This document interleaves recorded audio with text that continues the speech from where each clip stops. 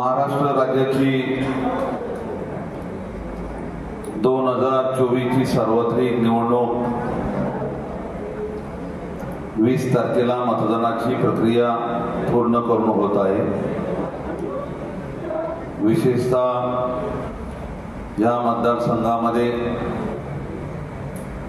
महायुती आणि घटक पक्षाच्या वतीने अधिकृत उमेदवार महेंद्र सदाशिव थोरवे धनुष्यबाण निशाणीवरती निवडणूक लढवित आहेत। ही निवडणूक लढवत असताना या मतदारसंघामध्ये 29 तारखेला उमेदवारी अर्ज भरल्यानंतर आतापर्यंत दिवसेंदिवस प्रचंड उत्साह कार्यकर्ते, नागरिक आणि मतदारांच्या मध्ये आहे। विशेषतः म्हणजे या राज्यामध्ये, या देशामध्ये आदरणीय देशाचे पंतप्रधान नरेंद्रजी मोदी साहेबांच्या नेतृत्वाखाली केंद्रामध्ये त्या ठिकाणी सत्ता आहे। राज्यामध्ये सुद्धा मागच्या 2.5 वर्षाच्या कालखंडानंतर सत्ता बदलानंतर 2.5 वर्षांमध्ये सुद्धा केंद्रामध्ये सरकार असल्या कारणाने या राज्यामध्ये भरीव निधी राज्यामध्ये आला। या राज्याचे मुख्यमंत्री आदरणीय एकनाथजी शिंदे साहेब, उपमुख्यमंत्री देवेंद्र फडणवीस साहेब आणि त्यानंतर अजितदादा पवारांनी या सरकारला स्वीकारलं, त्यांचे विचार स्वीकारले आणि सरकारच्या विकासाचं विजन त्यांना सुद्धा ते मान्य असल्यामुळे त्यांनी सुद्धा त्या ठिकाणी पाठिंबा दिला। आणि 2.5 वर्षामध्ये ह्या मतदारसंघामध्ये आमदार महेंद्र थोरवे साहेबांनी विशेषतः सर्व समाजासाठी, अल्पसंख्याक, SC, ST सर्व स्तरामध्ये जो तालुक्याला सर्वांगीण विकास पाहिजे होता, तो विकास जवळपास 2900 कोटीच्या आसपास या मतदारसंघामध्ये विकास निधी आणला। तो विकास निधी आणत असताना शेतकरी असेल, कामगार असेल, महिला असतील, अल्पसंख्याक असेल, आदिवासी असतील, सगळ्यांनाच या योजनेचा लाभ मिळण्यासाठी या सरकारच्या माध्यमातून या मतदारसंघामध्ये विशेषतः सर्वांना सेवा देण्याचं काम या ठिकाणी केले। विशेषतः म्हणजे गेल्या अनेक वर्षापासून महिला सशक्तीकरणाचं जे धोरण ज्या पद्धतीने पाहिजे होतं ते आतापर्यंत कुणी त्या राज्यांमध्ये राबवलं नव्हतं। असं महिला सशक्तीकरण धोरण या राज्यामध्ये राबवल्याच्या नंतर या मतदारसंघामध्ये जवळपास 60,000 अधिक महिलांना राज्य शासनाच्या माध्यमातून मानधनाची जी योजना लागू झाली आणि ती लागू झाल्याच्या नंतर गोरगरीब ज्या महिला आहेत ज्यांचं उत्पन्न 2.5 लाखाच्या खाली आहे, ज्यांचं केसरी कार्ड आहे रेशनी, ज्यांचं पिवळ्या रंगाचं आहे किंवा त्यांचं उत्पन्न कमी आहे, अशा या मतदारसंघामधल्या आदिवासी, दलित, सर्वसाधारण कुटुंब मध्ये अल्पसंख्याक महिला असतील, सर्व जाती धर्माच्या महिला असतील, सर्वांना यामध्ये या योजनेचा लाभ मिळाला आणि त्याच्यामध्ये महिलांच्या मध्ये खूप आनंदाची बाब आणि समाधानी आहे। या सगळ्या गोष्टीचा आपण जर सारासार जर विचार केला तर ह्या मतदारसंघामध्ये आमदार महेंद्र थोरवे साहेबांच्या माध्यमातून अनेक अशी विकास कामं आहेत ती मार्गी लागली। परंतु 2.5 वर्षाच्या कालखंडामध्ये काही कामं सुरू झाली, काही कामं पूर्ण झाली, काही कामं प्रगतीपथावर आहेत। परंतु 2.5 वर्षामध्ये जर तुम्ही आमदार साहेबांकडनं कामं पण लगेच मंजूर झाली पाहिजेत, लगेच पूर्ण झाली पाहिजेत, ही अपेक्षा विरोधकांकडनं जर असेल तर ही त्याची चूक होईल, त्यांची चूक होईल। कारण आता आपण जर बघितलं तर गेल्या 29 तारखेपासून उमेदवारी अर्ज भरल्यापासून आतापर्यंत दिवसेंदिवस महायुतीच्या माध्यमातून ह्या ठिकाणी शिवसेनेमध्ये सगळ्या पत्रकारांना त्याची जाणीव आहे। रोज जवळपास 10 ते 15 पक्ष प्रवेश होत आहेत। हे पक्ष प्रवेश होण्यामागचं कारण एकच आहे की या मतदारसंघामध्ये आमदार महेंद्र थोरवेंच्या नेतृत्वाखाली या ठिकाणी चांगलं काम चालू आहे, राज्य शासन चांगलं काम करत आहे आणि जनता जो चांगलं काम करते, जे विकास करतात त्यांच्याच पाठीमागे येतात। आता बघा जे दोन विरोधी पक्षामधले जे उभे आहेत, अपक्ष उभे आहेत, त्यांच्याकडे कुठलं विजन नाहीये, त्यांच्याकडे कुठली दूरदृष्टी नाहीये आणि त्यांनी कुठलंही या मतदारसंघामध्ये असं कुठलं काम केलेलं त्यांच्याकडे दाखवण्यासारखं काहीच नाही. मग आता कुठल्या ना कुठल्या कारणाने त्यांच्यावरती, आमदार साहेबांच्यावरती टीका करायची आणि जनतेचं, मतदारांचं लक्ष विचलित करायचं, हा एकमेव त्यांचा हा कार्यक्रम आहे. आणि म्हणून जनता या वेळेला पुन्हा एकदा आमदार महेंद्र थोरवे साहेबांना त्या ठिकाणी संधी देतील.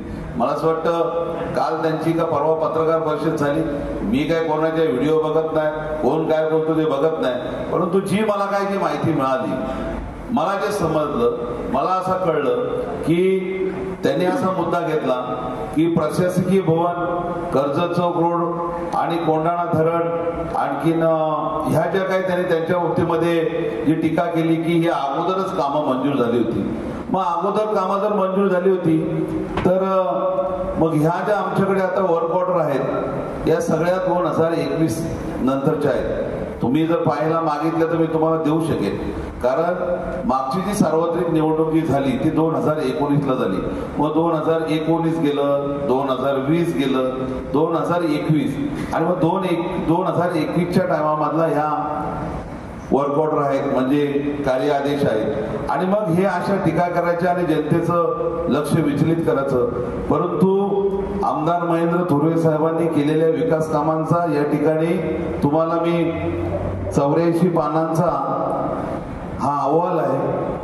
हा अहवाल पत्रकारांच्या माध्यमातून तुम्ही जरा पोस्टमॅनचं काम केलं तर फार बरं होईल. त्यांना जरा पाठवा, कारण आता जर समजा रजिस्टर पोस्टाने पाठवलं तर कदाचित त्यांच्या घरी 23 तारखेला पोहोचेल, 24 तारखेला पोहोचेल. कारण त्यांनी जर हा पाहितला, सिडकोच्या माध्यमातून जी आता वर्क टेंडर निघालेले त्याच्यावरती 1400 कोटी रुपयाची तरतूद आहे आणि शासनाच्या बजेटसह सगळी जी कामं आहेत याच्यामध्ये आम्ही त्याच्यावरतीच अहवाल प्रकाशित केलेला आहे. कारण आमचे कार्यकर्ते बोलताना कधी 2000 प्लस बोलतात, कधी 2900 कोटी बोलतात. कदाचित तो 29चा आकडा परफेक्ट नसेल तर तो 2960 कोटी पण असू शकतो.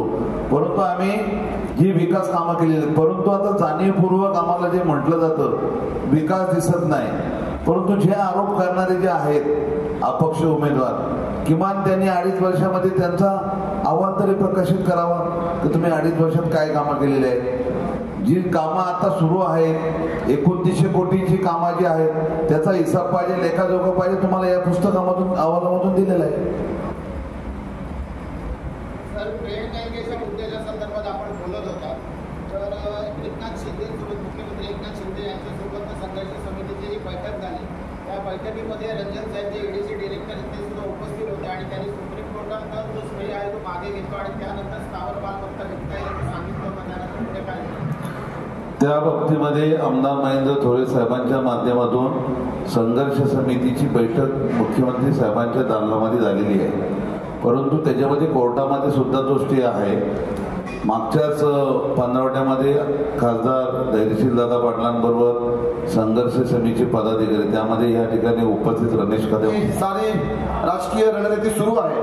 परंतु त्या पत्रकार परिषदेमध्ये जे मुद्दे त्यांनी मांडले, मला कल्पना आहे की प्रशासकीय भवन असेल, श्रीरामपुरावरती सुरू होणारा महत्वाच्या अशा ब्रिजचं काम असेल, त्या ठिकाणी अनेक कामांच्या बाबतीमध्ये मंजुरी ही खऱ्या अर्थानं आमदारांच्या कालावधीमध्ये मिळाली. त्या मंजुरी मिळण्यासाठी तत्कालीन पालकमंत्री आणि कोकणचे भागीरथी आदरणीय चव्हाण साहेब असतील, त्यावेळेचे 14 ते 19 पर्यंत असणारे आमदार माजी आमदार सुरेशभाऊ लाड असतील, यांनी विकास कामात दृष्टिकोन ठेवून आपल्या मतदारसंघामध्ये जास्तीत जास्त भरीव अशी विकास कामं आणण्यासाठी त्या ठिकाणी पालकमंत्र्यांच्या सहकार्याने त्या ठिकाणी मोठं अशी सारा निधी त्या ठिकाणी आणला होता. परंतु मला अपक्ष उमेदवारांना या ठिकाणी सवाल आहे, ज्या वेळेस राजकीय प्रतिस्पर्धी बँकेचा आहे भिवरे काय असतील, आमच्या संघर्ष समितीमध्ये खोपोलीचे असतील, पेनचे असतील, कर्जतचे असतील, आपसात कोणाचाही कसलाही वाद नाही. परंतु खासदार धैर्यशील दादांच्या वतीने पण तो चर्चेचा भाग आला की बँकेने दरवर्षी जो विमा उतरवला पाहिजे, जर विमा उतरवला नसेल तर तो पैसे मिळाला तर प्रॉब्लेम होऊ शकतो. परंतु आमचं म्हणणं असं आहे की ज्यांच्या ठेवीदारांचे जेवढे पैसे त्या पैशाच्या पण पेक्षा जास्त प्रॉपर्टी आहे, तर ती प्रॉपर्टी एकूण ठेवीदारांचे सरसकट असलेले पैसे कसे मिळतील, हाच आमचा प्रामाणिकपणे प्रयत्न आहे. बंधूंना त्यांनी काम करत असताना या मतदारसंघात कुठल्याही जाती धर्माचा विचार न करता सर्व जाती धर्मातल्या लोकांना सोबत घेऊन विकास काम साधण्याचं या ठिकाणी त्यांनी नियोजन केलं आणि ते नियोजन त्यांनी मार्गी लावलं. खऱ्या अर्थाने सांगायचं तर आंबेडकरी चळवळीतले आमचे सर्व पक्ष एकत्रितपणे या ठिकाणी येऊन महेंद्रशेठ थोरांना त्यांनी पाठिंबा द्यायला देणं गरजेचं होतं. कारण या मतदारसंघातील प्रत्येक वाडी वस्तीमध्ये, प्रत्येक बौद्ध वस्तीमध्ये लाखो रुपयांचा निधी टाकून या मतदारसंघात जवळजवळ करोडो रुपयांचा निधी डॉक्टर बाबासाहेब आंबेडकर समाज न्याय योजनेअंतर्गत, दलित वस्ती सुधार योजनेअंतर्गत, आमदार साहेबांचा स्वतःचा निधी, खासदार साहेबांचा निधी, अशा अनेक माध्यमातून त्यांनी या मतदारसंघामध्ये बौद्ध समाजाच्या प्रत्येक वाडी वस्तीमध्ये काम केलेलं आहे. मध्ये समाज मंदिर असतील, संस्कार केंद्र असतील, रस्ते असतील, गटर असतील, जे कर्जतवरून मुंबईला मंत्रालयात पायी जाऊन माझ्या पायाला फोड आले होते. अलग लक्षात, म्हणजे कोणाच्या जीवावर कोणाची मजा काय, म्हणजे धरण उशाला कोरडा आमच्या घशाला. आम्हाला काय त्याचा फायद्याचा लाभ बी मिळाला नाही, फोड येऊन सुद्धा, आणि आम्हाला त्याची काय अपेक्षा पण नाही. पण बँकेच्या बाबतीमध्ये अपक्ष उमेदवारांनी घेतलेला जो मुद्दा आहे त्यांना गळवेला कधी आला? 2010ला तुम्ही कुठे होता? तो तीव्र संघर्ष केलेला आहे मी मागं काल परवा बाईट दिली, त्याच्यामध्ये तुम्ही सगळं पाहितलं असेल. बोला. संतोषेठ, आता भाजप नेत्यांना एक प्रश्न आहे. तुम्ही म्हणताय भाजपचा सुरेश लाड साहेब किंवा किरण ठाकरे यांनी फॉर्म भरला, ते कुठे दिसत नाही त्याच्यात उतरणार की नाही? भारतीय जनता पार्टीचे शीर्ष नेतृत्व आमचे कोकणचे भाग्यविधाते सन्माननीय रवींद्रजी चव्हाण यांनी आदेश दिल्यानंतर संपूर्ण भारतीय जनता पार्टी 100% बरोबर आहे. ज्यांनी फॉर्म भरला होता त्या किरण ठाकरेंची भेट आमदार साहेबांबरोबर झालेली आहे. त्याचबरोबर इथे जिल्हाध्यक्ष आहेत, त्यांची सुद्धा भेट झालेली आहे. त्यांनी संपूर्ण पाठिंबा जाहीर केलेला आहे. तुम्ही त्यांची पत्रकार परिषद जर बघितलं असेल तर त्यांनी स्पष्ट सांगितले की आम्ही महायुतीचं काम करू, आणि त्यांच्याबरोबरचे सगळे कार्यकर्ते आता प्रचारामध्ये तुम्हाला दिसले असतील. सगळ्या पत्रकारांनी कव्हरेज केलेलं आहे. संपूर्ण भारतीय जनता पार्टी पूर्णपणे आता आमदारांच्या बरोबर आहे, आणि मला पूर्ण विश्वास आहे की ही दोघांबरोबर नाही, त्यांची त्यांच्यातच लढाई चालू आहे. 2 नंबरला कोणी राहायचं आणि 3 नंबरला कोणी राहायचं. त्यामुळे महायुतीची आमची दोघांबरोबर पण लढाई नाही. आम्ही 50,000 मताधिक्य अधिक मतांनी ज्या दिवशी आमच्या समोर 2 उमेदवार ज्यावेळेला आले त्यावेळेस इथल्या कर्जत मतदारसंघातल्या मतदारांनी ठरवले की आमदार साहेब 50,000 मताधिक्य घेऊन निवडून येतील.